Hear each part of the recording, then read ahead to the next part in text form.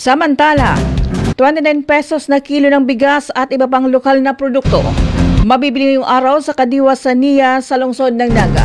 Ang buong ulat mula kay Gladys Romero. Rinconada News FM Patrol Report. Muling mabibili ngayong araw ng Huwebes, July 31 ang murang bigas at mga lokal na produkto sa Kadiwa Sanía o sa National Irrigation Administration Bicol Region sa Panganiban Drive, Naga City.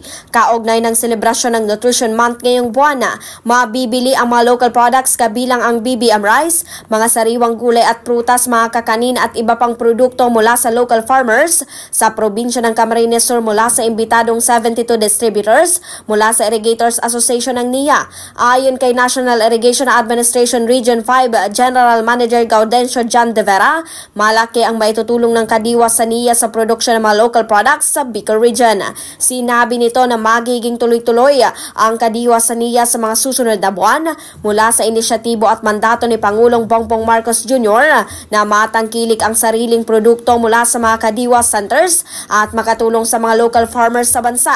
Objeto rin ng NIA na tutukan ang marketing ng mga local products na mas lalong magpapayabong sa ekonomiya upang mas maging kapaki-pakinabang ang mga irrigation lalo na sa mga magsasaka sa Bicol Region.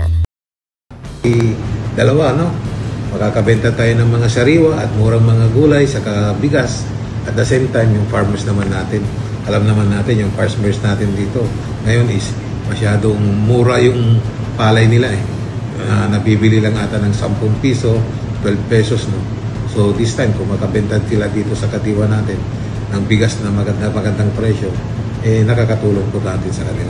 So malaking tulong po yung Kadiwa para sa kanila. At isa ito sa binanggit ng ating Pangulo kahapon sa SONA. Itong mga Kadiwa centers na nagbebenta ng mga murang gulay sa mga pagkain sa mga kababayan natin. Para sa 96.7 Rinconada News FM, Gladys Romero nagbabalita ng tapat, naglilingkod ng sapat.